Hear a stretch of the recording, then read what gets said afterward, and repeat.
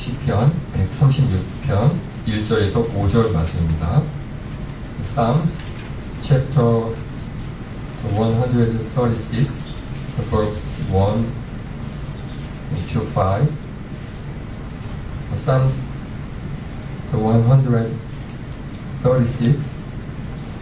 1 to 5. 시편 136편 1절에서 5절 말씀을 제가 읽도록 하겠습니다. 제가 읽어드리겠습니다.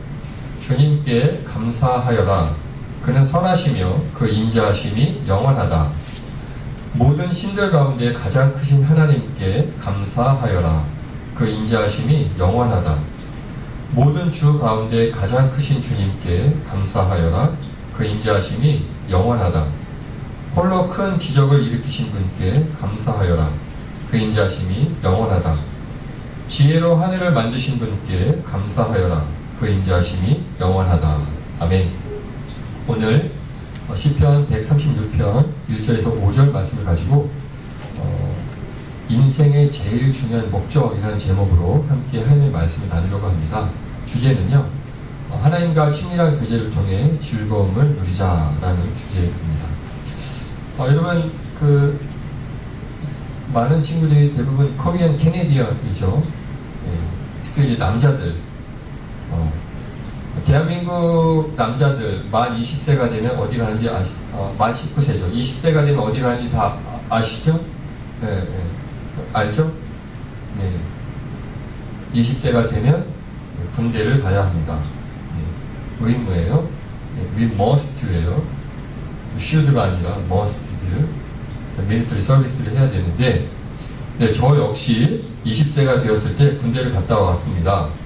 그리고 전사님은 26사단이라는 곳이 있어요. 근데 최근에는 이게 군이 조직이 바뀌면서 흡수가 됐더라고요. 뭐 28사단, OT 부대 막 흡수됐는데, 어쨌든 전사님이 26사단이라는 곳에서 근무했었어요. 여기 보면 오른쪽에 26 기계화 보병사단이라고 해서 이렇게 군 부대 마크가 있잖아요. 거기서 근무를 했습니다. 여러 가지 보직이 있어요. 뭐 여러분 잘 아는 탱크를 막 이렇게 운전하는 사람도 있고, 군용 트럭을 운전하는 운전병들도 있어요. 그리고 뭐 소총수도 있고, 뭐 이렇게 포라고 그러죠. 뭐 이런 것들 여러 가지 어쨌든 다 보병이 다른데, 전사님은 그냥 보병이면서도 신병교육대에서 근무를 했습니다. 신병교육대가 뭐 하는 곳이냐?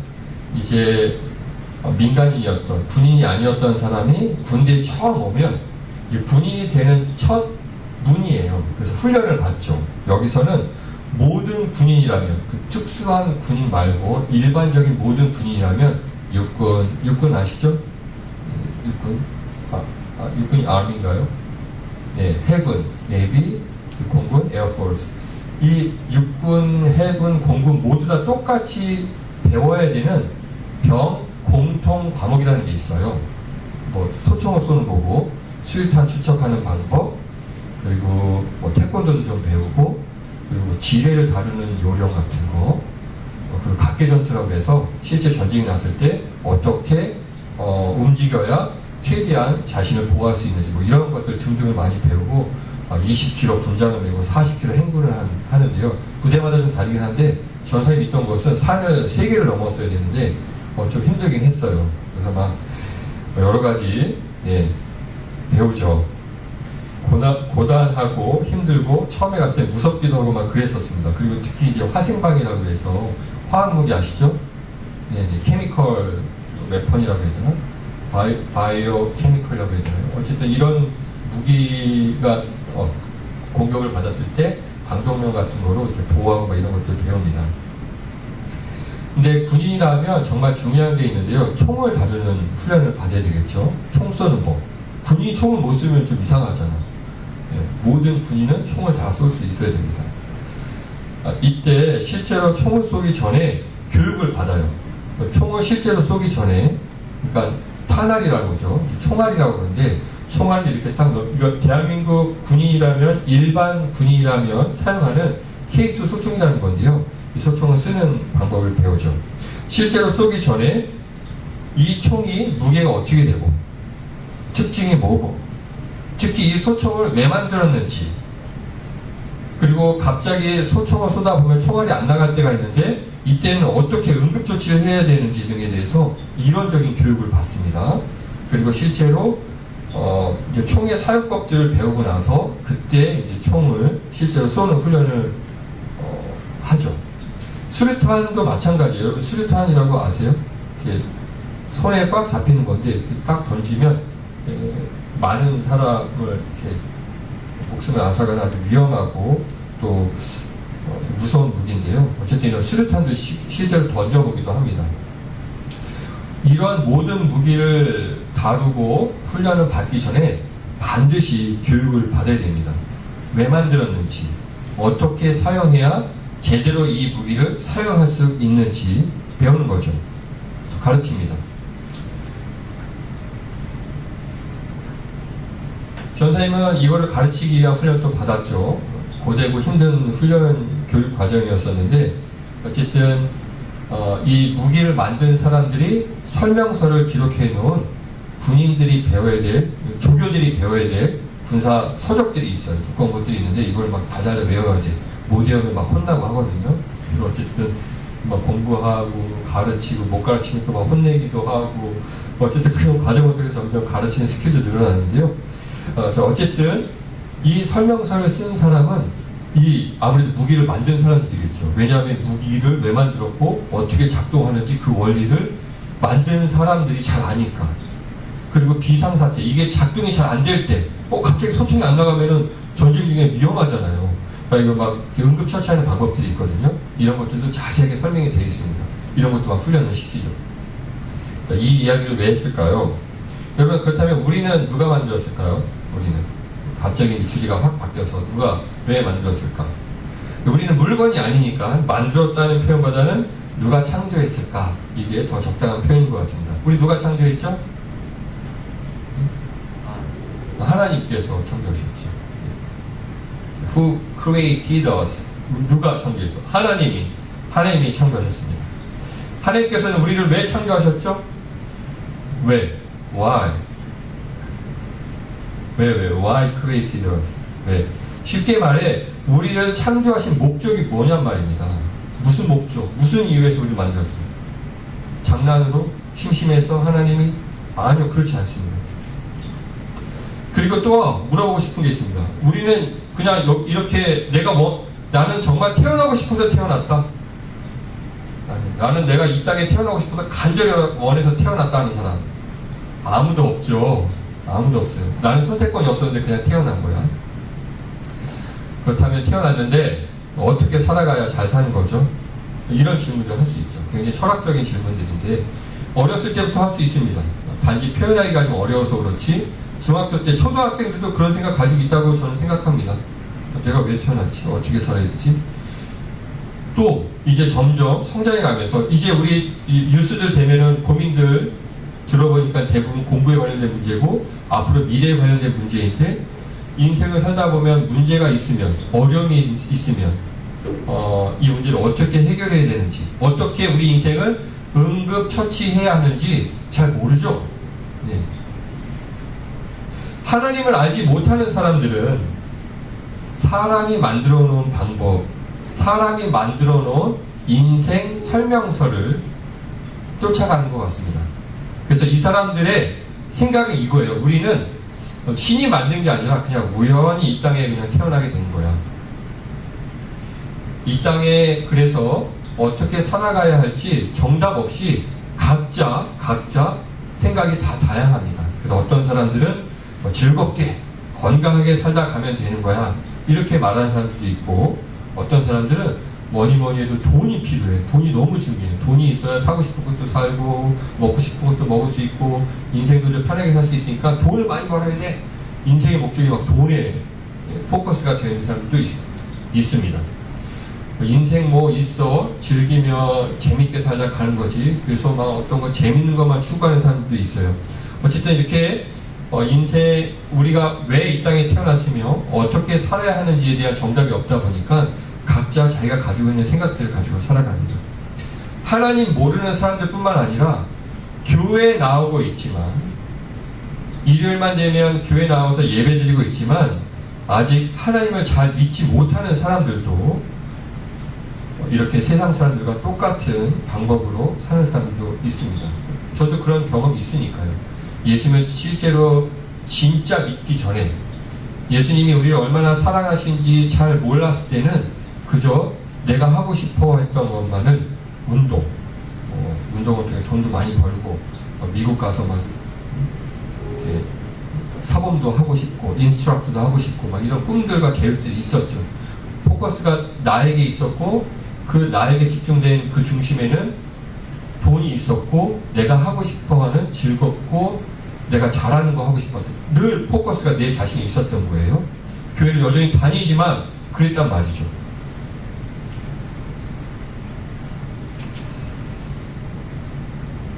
우리 사람들이 이 지구에 살아가는 인생의 진짜 목적을 잘 모르는 사람들, 이 사람들은 이럴 수밖에 없는 것 같습니다. 처음에 설교를 시작할 때 이 그림을 보여주면서 K2 소총, 이거 K2 소총이라고 그러거든요. 이 총을 왜 만들었는지, 그 만든 목적이 무엇인지 가장 잘 아는 사람은 총을 만드는 사람이라고 했습니다. 어떻게 사용해야 가장 잘 사용할 수 있는지 만든 사람이 잘 알아요. 문제가 생기면 어떻게 이 문제를 해결할 수 있는지 만든 사람이 가장 잘 압니다. 우리 사람도 마찬가지라고 생각합니다. 우리가 왜 삽니까? 우리 인생 왜 태어났고 그 목적이 무엇이죠? 우리가 인생에 문제가 생기고 어려움이 생기고 마음이 아프고 고민이 있으면 어떻게 그 문제를 해결해야 되죠? 우리를 창조하신 분께 달려가야 합니다. 여러분, 그 웨스트민스터 소열이라는 게 있어요. 신앙의 어떤 규칙이라든지 또 잘 교육하기 위해서 만들어 놓은 그 리스트 같은 것들이 있는데 여기에 처음 질문이 있습니다. 사람의 제일 되는 목적이 무엇입니까? 사람이 태어나서 살아가는 목적이 무엇이냐? 여기에 대해 답변이 이렇게 이야기하고 있습니다. 사람의 제일 되는 목적은 하나님을 영화롭게 하는 것과 영원토록 하나님을 즐거워하는 것이다 라고 표현하고 있습니다. 여기서 하나님을 영화롭게 한다, 영화롭게 한다는 뜻은요 좀 어려운 말이죠. 어려운 말이에요. 그러면 하나님이 정말 존귀한 분이에요. 하나님이 정말 멋진 분이시고 그분은 가장 높은 분이시고 그분은 우리가 하나님 정말 대단한 분입니다. 하나님 정말 멋진 분입니다. 하나님만이 우리의 노래를 받을 유일한 분입니다. 이러한 고백들을 받기에 합당한 분이라는 거죠. 이렇게 하나님을 존귀하게 해드리는 것이 그리고 하나님의 이름을 빛나게 하는 것. 하나님 너무 위대하신 분입니다. 하나님은 절대 공의로운 분이십니다. 하나님은 못하시는 것이 없습니다. 하나님은 전지전능하십니다. 하나님은 우리를 죽기까지 사랑하십니다. 등 모든 하나님을 기뻐하고 찬양하고 하나님을 높이는 인간이 할 수 있는 모든 표현을 받기에 합당한 분입니다. 아니 오히려 인간의 우리의 제한된 언어로는 그분을 다 찬양할 수 없고 그분을 높일 수조차 없어요. 부족해. 우리가 아무리 하나님을 높이고 찬양한다 할지라도 우리 인간의 제한된 언어로는 그 하나님을 다 표현할 수 없고 다 찬양할 수 없습니다. 심지어 우리의 목숨을 들여 하나님을 높이고 찬양한다 할지라도 그것도 부족해. 근데 그 부족한 걸 하나님이 다 받아주시죠. 기뻐하시고.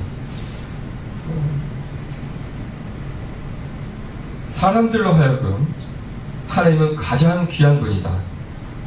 하나님은 놀랍도록 지혜로우시고 능력이 많으시고 사랑 많으시고 자비하시다 등등 이렇게 높이는 걸 영화롭게 하다라고 표현한다고 말했습니다.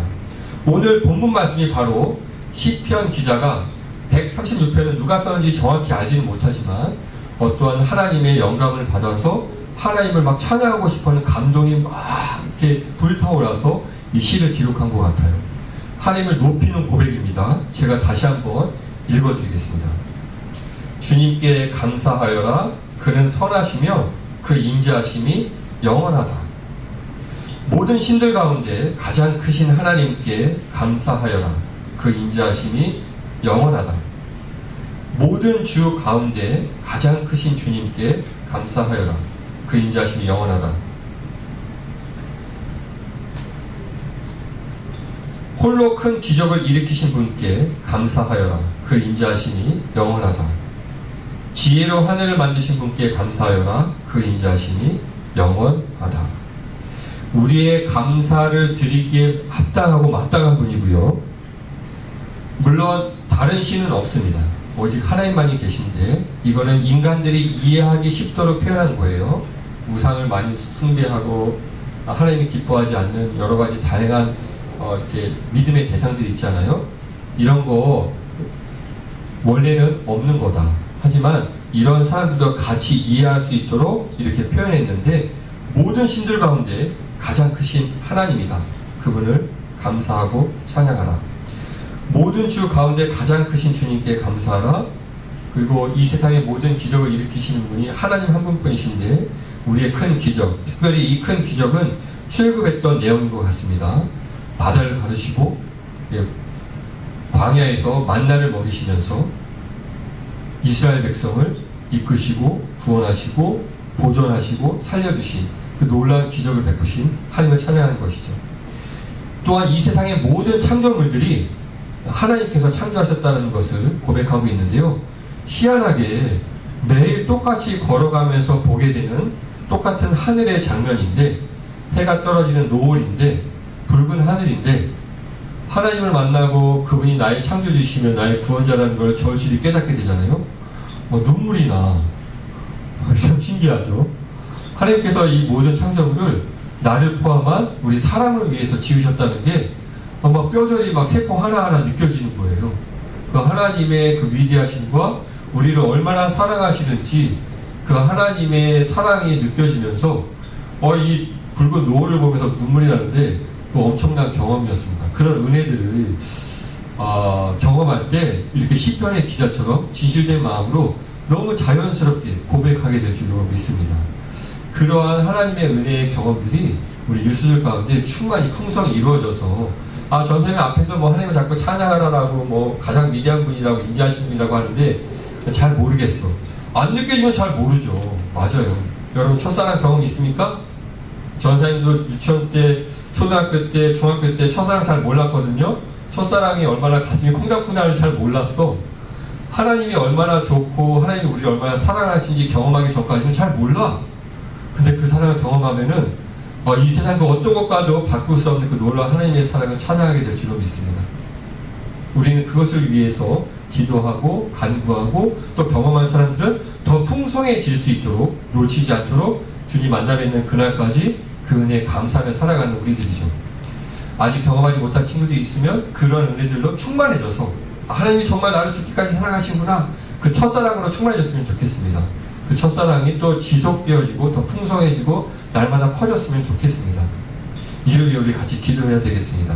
자, 두 번째로는 이렇게 하나님을 찬양하는 것뿐만 아니라 또한 하나님을 즐거워하라고 하고 있습니다. 하나님을 즐거워하라. 이게 뭔 말이죠? 우리 인생의 제일 중요한 목적, 하나님께서 우리 사람을 창조하신 목적 이유가 그냥 인간을 재미로 심심해서 창조하신 게 아니라 우리를 통해 영광받기 원하시고 우리를 통해 찬양받으시기 원하시고 동시에 우리와 함께 즐거워하길 원하셔서 창조하셨다는 거예요. 이건 우리의 인간의 특성을 보면 알 수 있습니다.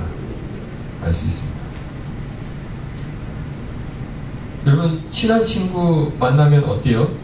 내가 신뢰하게 되고 같이 우리의 마음을 터놓고 내가 기쁨이 있으면 내 친구한테 쪼르륵 달려가서 나 이런 일이 있었어, 즐거운 일이 있었어, 막 같이 기뻐하고 즐거워하고 무슨 어디를 여행할 거를 막 기대하고 계획하고 꿈꾸잖아?